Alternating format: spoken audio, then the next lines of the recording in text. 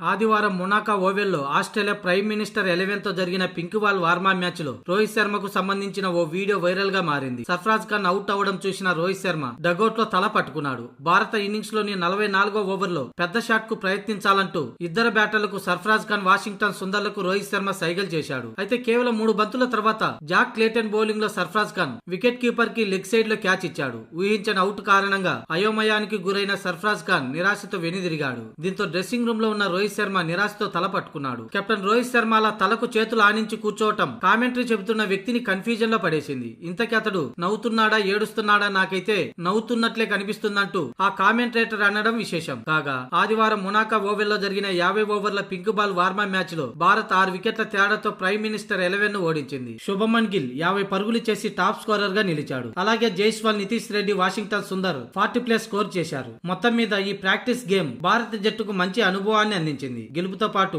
Pink ball match కు సంసిద్ధతలో జట్టు మరింత నైపుణ్యం సాధించింది.